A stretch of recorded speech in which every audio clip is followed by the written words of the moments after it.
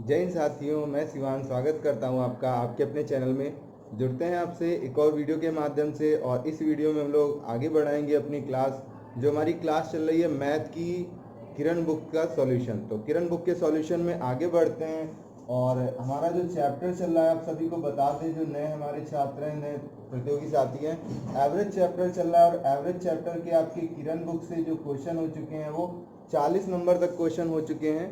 और इन प्रश्नों में आपका एक क्वेश्चन पूछा गया शिवांगी जी के द्वारा कि 10 नंबर क्वेश्चन एक बार फिर से बता दिया जाए। तो बिल्कुल फिर से बताते हैं आपको 10 नंबर क्वेश्चन, फिर उसके बाद हम लोग 41 नंबर से आगे बढ़ते हैं। तो सभी लोग क्या करेंगे, किरण बुक आपको यदि है तो बहुत अच्छी बात है, नहीं है तो ले लेनी है और उससे सॉल्यूशन करेंगे। किरण बुक क्या है कि एक स्टार्टर के लिए, जो स्टार्टिंग बिगिनर है उसके लिए बहुत ही परफेक्ट बुक है। इतने अच्छे आपके क्वेश्चंस दिए गए हैं उसमें कि कोई समस्या नहीं होती है किसी को भी। तो चलिए स्टार्ट करते हैं दोस्तों। तो 10 नंबर क्वेश्चन देखते हैं हम लोग। क्वेश्चन में बताया गया आपका, एक व्यक्ति लगातार 3 वर्षों तक दूध खरीदता है। पहले वर्ष वह 7.5 प्रति लीटर की दर पर खरीदता है। तो पहले वर्ष में उसने 7.5 रुपये प्रति लीटर की दर से खरीदा है। दूसरे वर्ष वह 8 रुपये प्रति लीटर की दर से खरीदता है, और तीसरे वर्ष वह 8.5 रुपये प्रति लीटर की दर से खरीदता है। तो ये हो गई आपकी उसकी दर, प्रतिवर्ष वो कितने मतलब इतने इतने रुपए की दर से खरीदता है। फिर कितने कितने रुपए का खरीदता है, तीनों वर्षों में वो 4080 रुपए। इस वर्ष भी 4080 का खरीदा, इस वर्ष भी 4080 का खरीदा, और इस वर्ष भी 4080 का खरीदा। मीन्स वो हर वर्ष अपने रुपए इक्वल रखता है। यहाँ पर यदि रुपए चेंज हो जाते तो हर बार बताता 7.5 रुपए से इतने रुपए का दूध, 8 रुपए से इतने रुपए का दूध। यदि वो खर्च अपना इक्वल रखना चाहता, कुछ अंतर करना चाहता, कम ज्यादा करना चाहता, 8.5 की दर से इतने रुपए का दूध।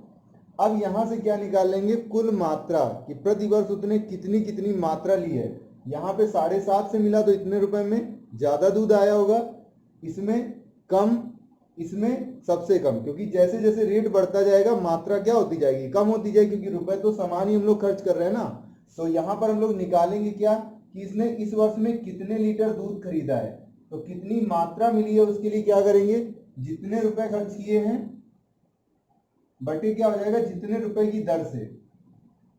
यहाँ पे मात्रा, पहले वर्ष में मात्रा, दूसरे वर्ष में मात्रा, तीसरे वर्ष में मात्रा, ये सब किसमें, लीटर में आ जाएंगी। हमें क्या करना है, सभी का औसत मूल्य निकालना है। तो औसत मूल्य निकालने के लिए क्या करेंगे हम लोग, औसत मूल्य के लिए कुल रुपए जितने खर्च किए उसमें कितनी मात्रा खरीदी उससे डिवाइड कर देंगे, तो क्या मिल जाएगा, हमें औसत मूल्य मिल जाएगा। तो यहां से आपको क्या मिली, मात्राएं मिल गई, और इन तीनों को ऐड करने से आपको क्या मिल जाएगा, कुल रुपए मिल जाएंगे। तो ये आप क्या करेंगे, कुल रुपए अपान में क्या रखेंगे, कुल मात्रा। तो इस तरह से क्या हो जाएगा, आपका जो औसत मूल्य है वो निकल आएगा। सॉल्व करके देखिएगा, सॉल्यूशन आप कर लीजिए, हम थोड़ा सा कमजोर है सॉल्यूशन में, कैलकुलेशन में, है ना। तो इसको सही कर लीजिएगा आप। यदि अभी भी कोई प्रॉब्लम होती है तो फिर से कमेंट कीजिए। एक क्वेश्चन तब तक करते रहिए जब तक आपको बहुत अच्छे से आ न जाए। पहले भी हमने एक वीडियो बनाया था जिसमें ये बताया गया था कि मैथ में आप अच्छे नंबर कैसे गेन करें। 2 तरीके हैं, आपको कठिन प्रश्नों के पीछे नहीं भागना है, आसान प्रश्नों को इतने बार कर लीजिए कि आपको वो चीजें बहुत अच्छे से याद आए। क्योंकि एग्जाम में 80% सवाल आसान होते हैं, 20% कठिन होते हैं, 10% बहुत अधिक कठिन होते हैं, 10% नॉर्मल होते हैं। तो बस इन्हीं 10% में क्या होता है, आपका क्राइटेरिया इधर उधर घूमता रहता है। तो 80% के पीछे भागे, 20 या 10% के पीछे ना भागे। अब आगे बढ़ेंगे हम लोग, अपने अगले क्वेश्चन से स्टार्ट करेंगे। हम लोगों ने 40 नंबर तक क्वेश्चन कर लिए थे और उसके आगे बढ़ते हैं।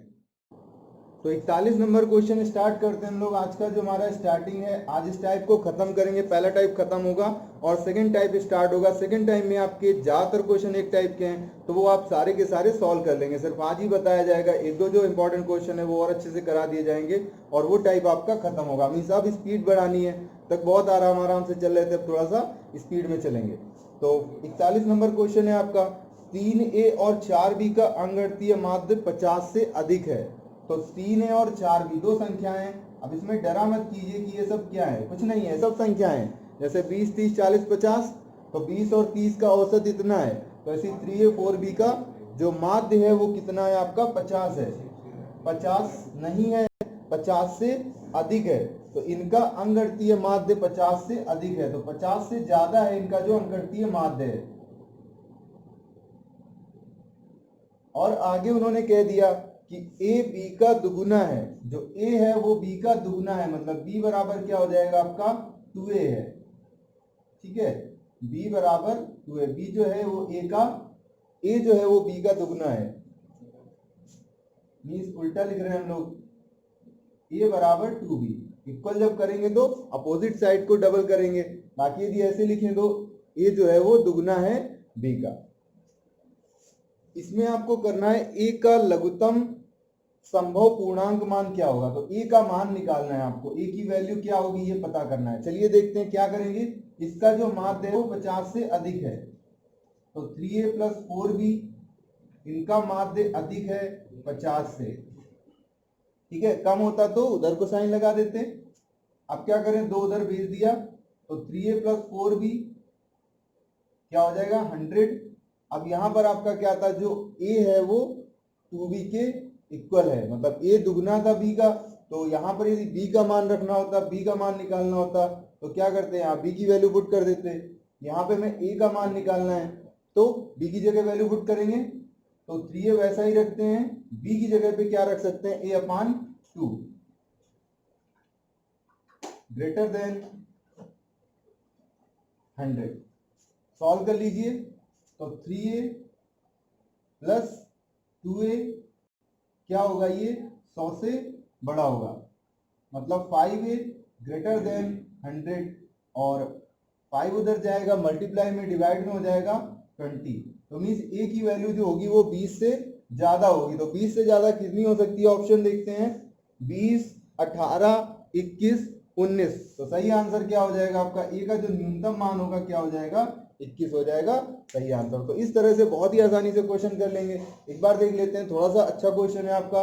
3A 4B का जो अंगणितीय माध्य है वो 50 से अधिक है, और जो A है वो B का दुगुना है, तो A B का दुगुना है, मतलब B को दुगुना करेंगे बराबर करने के लिए A का मान निकालना है। इनका अंगणितीय माध्य 50 से अधिक, तो अंगणितीय माध्य दो संख्याओं का औसत निकालना है, दोनों को जोड़ के 2 से डिवाइड किया, सॉल्व किया, आंसर आ गया, कोई बड़ी चीज नहीं थी। चलिए बढ़ते हैं नेक्स्ट क्वेश्चन की तरफ।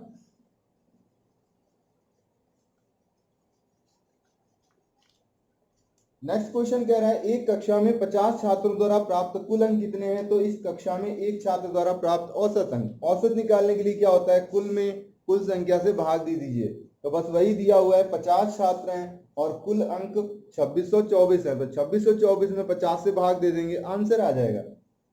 नेक्स्ट क्वेश्चन है, इन संख्याओं के सेट का औसत बताएं, तो 5-6 संख्याएं दी हुई हैं, उनका औसत निकालना है, तो कोई बड़ी चीज नहीं है, सबको जोड़ दीजिए, डिवाइड कर दीजिए, जितनी संख्याएं हैं, आपका फॉर्मूला तो वही चलेगा ना, एवरेज इक्वल सम अपॉन नंबर, ये छोटा सा फॉर्मूला यही आपका इस सवाल में यूज हो जाएगा।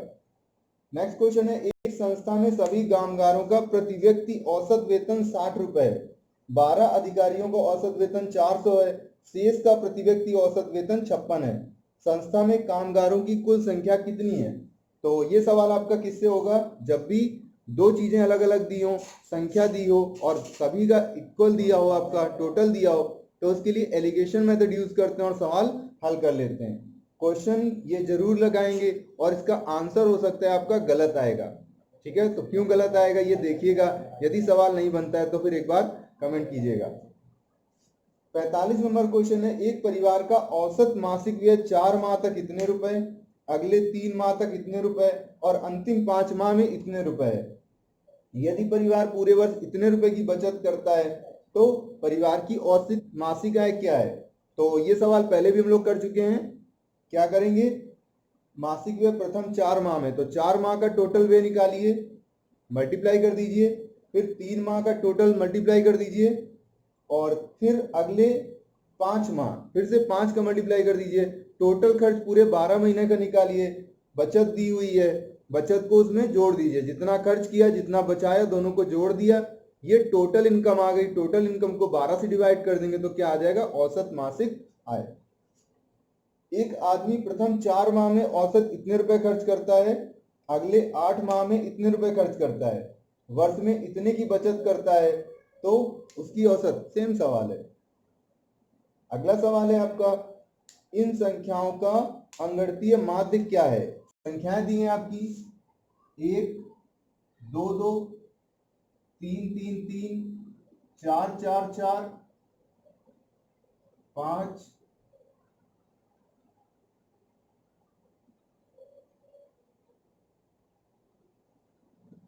मतलब सभी संख्या जो संख्या है वो उतनी ही बार लिखी हुई है।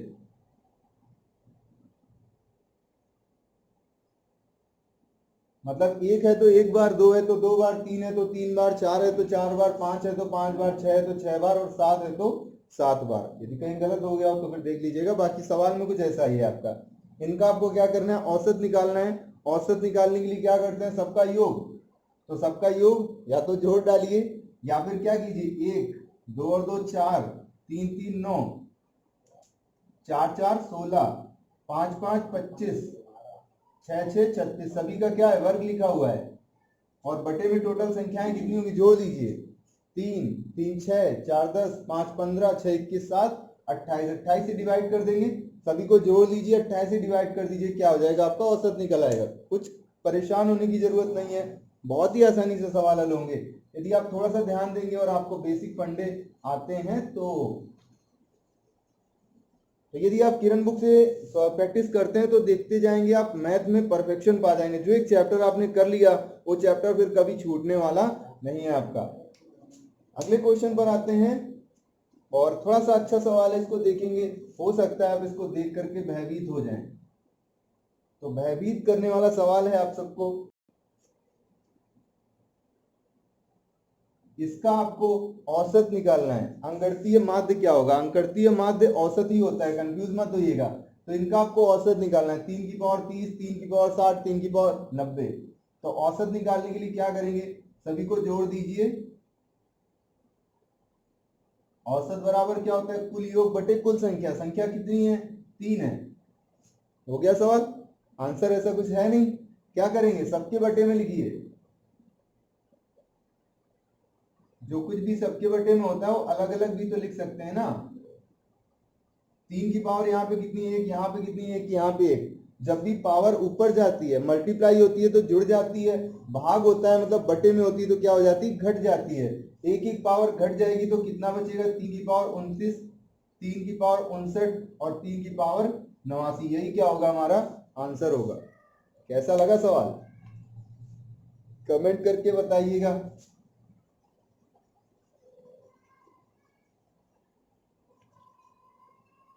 अगला सवाल है आपका 7 11 15 x 14 21 एवं 25 का औसत 15 है तो x का मान सभी का योग बटे संख्या बराबर 15। हल कर लीजिए, x का मान निकाल लीजिए, कोई बड़ा सवाल नहीं है। 50 नंबर सवाल है 1 3 5 7 9 11 डैश डैश डैश इन 25 संख्याओं का औसत कितना होगा? ये देख लेते हैं सवाल।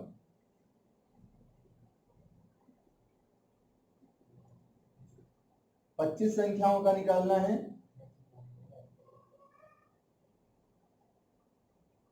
तो ये सवाल कैसे होगा आपका? यदि आपको पता है संख्या पद्धति का एक फंडा कि जब भी आपकी विषम संख्याओं को जोड़ा जाता है तो उनका जो योग होता है वो आपका n स्क्वायर होता है। तो विषम संख्याओं का जो योग होता है प्रथम, जो स्टार्टिंग से शुरू हो, प्रथम n विषम संख्याओं का योग।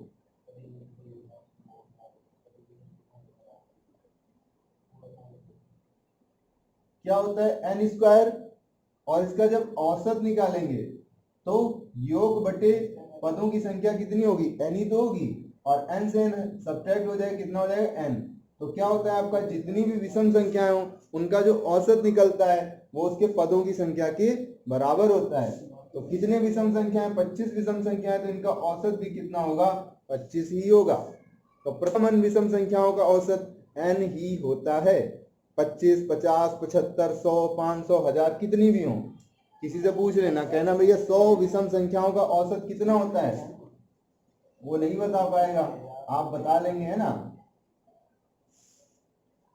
12 संख्याओं का औसत 15 है, पहली दो संख्याओं का औसत 14 है, शेष संख्याओं का औसत क्या होगा? बांट दीजिए, डिवाइडेशन कर दीजिए। 12 का इतना, पहली दो का इतना, तो बची हुई 10 का कितना, सबको बराबर कोई भी एक मान लीजिए, चाहे 15 मान लीजिए, 14 मान लीजिए, बराबर इक्वल डिवाइडेशन कर दीजिए, आंसर आ जाएगा। 8 संख्याओं का औसत 21 है, प्रत्येक संख्या को 8 से गुणा कर दिया। जब 8 से प्रत्येक संख्या को गुणा किया तो औसत को भी 8 से गुणा कर दीजिए, आंसर आ जाएगा। और इस तरह से आपका टाइप फर्स्ट यहाँ पे कंप्लीट होता है हमारी बुक से। हो सकता है आपके में और क्वेश्चन हो, आप क्वेश्चन कीजिए। यदि कोई समस्या होती है तो फिर आप हमको क्या कर सकते हैं, आप हमें व्हाट्सएप कर सकते हैं। व्हाट्सएप के लिए नंबर आपका क्या रहेगा,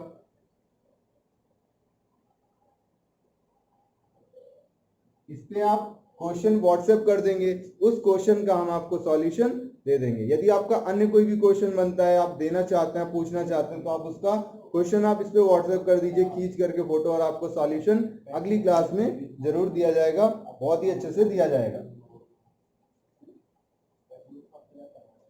आते हैं हम लोग टाइप सेकंड पर। टाइप फर्स्ट हमारा कंप्लीट हो गया, 52 क्वेश्चन। टाइप सेकंड देखते हैं हम लोग।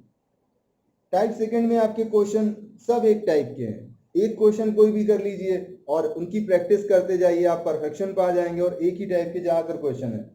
9 संख्याओं का औसत 30 है। पहला सवाल आते हैं, 9 संख्याओं का औसत 30, तो ये संख्या हो गई, ये एवरेज हो गया। कोई एक ऐसा फंडा बनाइए जो आपका एक को हर सवाल में एक जैसा चलता रहे। 5 संख्याओं का औसत 25 है, इन्हीं में जो 5 संख्या है उनका औसत 25 है, और अगली 3 का औसत कितना है, 35 है। अब इसमें आपका क्या करना है, आपको जो छठी संख्या है वो बतानी, जो एक संख्या छूट रही है, 5 3 8 और ये 9 है, तो इन संख्याओं में से एक संख्या छूट रही है, उसका आपको क्या करना है, औसत बताना है। अब एक तरीका आपका जो पिछले सवालों में लगा रहे थे वो कर सकते थे, लेकिन वो यहाँ पे डबल बार आपको करना पड़ेगा। 5 3 8 का पहले औसत निकालेंगे, 8 का औसत निकाल करके फिर क्या करेंगे, 9 के औसत में से कम करेंगे, तब 1 का आंसर आ जाएगा। वो तरीका, या फिर दूसरा तरीका, आप बेसिक फंडा लगाइए, इनका मल्टीप्लाई यहाँ पे क्या निकाल लीजिए, सम निकाल लीजिए, इनका योग निकाल लीजिए, कितना आ गया 270, इनका 125, इसका 105। क्या कर दीजिए, इन दोनों को जोड़ देंगे, इन दोनों को जोड़ेंगे तो 8 का योग निकल आएगा। 8 का योग 230 है, 9 का योग 270 है, घटा देंगे इससे इसको, इन दोनों को जोड़ा, इसको घटा दिया, कितना आंसर आ गया आपका, 40 आंसर आ गया। तो इस तरह से आपका क्या होगा, क्वेश्चन बहुत आसानी से बनते जाएंगे, कोई बड़ी समस्या नहीं होगी। अगला सवाल है, 30 संख्याओं का औसत 15 है, पहली 18 संख्याओं का 10 है, अगली 11 का 20 है, तो अंतिम संख्या क्या होगी। तो फिर से क्या है, 18 का औसत तो 18 का योग, 11 का औसत तो 11 का योग, 18 और 11 29 होते हैं, तो बची हुई जो एक संख्या बचेगी वो 30 में से, 30 के योग में से घटा देंगे तो हमारा आंसर बन जाएगा। तो इस तरह से आप ये क्वेश्चन कर सकते हैं। तीसरा नंबर भी सेम है ऐसा ही, और चौथा 5 विद्यार्थियों की, 9 विद्यार्थियों की, 16, ठीक है भाई, 7 सवाल, पहली 15 का इतना। 10 नंबर तक आपके क्वेश्चन यहाँ पर कुछ सेम ही है, आगे जो कोई अगर अजीब से सवाल आते हैं तो आपके हो जाएंगे। 10 नंबर तक क्वेश्चन आप करेंगे। यदि कोई क्वेश्चन नहीं बनता है तो आप कमेंट करके क्वेश्चन नंबर कमेंट करेंगे, वो आपका अगले वीडियो में बताया जाएगा। और क्वेश्चन आप करना चाहें तो सारे सवाल 23 नंबर तक कर सकते हैं। यदि कोई कंफ्यूजन हो, कोई दिक्कत हो तो कमेंट कीजिए। वैसे हम अगले वीडियो में फिर से आपके सारे क्वेश्चन एक साइड से 10 के बाद 11 नंबर से स्टार्ट करेंगे। 10 नंबर तक आज हम लोग क्वेश्चन अपनी तरफ से मैं आपको दे रहा हूँ दोस्तों। तो वीडियो कैसा लग रहा है दोस्तों, कमेंट करके बताया कीजिए। थोड़ा सा हमसे कमेंट के माध्यम से आप जुड़ेंगे तो हमें भी अच्छा लगता है आपके साथ जुड़ने में। तो नियमित जुड़े रहिए, और आपके कोई टॉपिक चाहिए तो भी कमेंट करके बताइए, अपने दोस्तों में शेयर कीजिए, जिससे नए नए दोस्त हमसे जुड़े, हमें सब्सक्राइबर्स मिले, हमें अच्छा लगे, और कुछ और स्पीड के साथ, कुछ और अच्छे से हमारी क्लासेस चल सके। जय हिंद साथियों।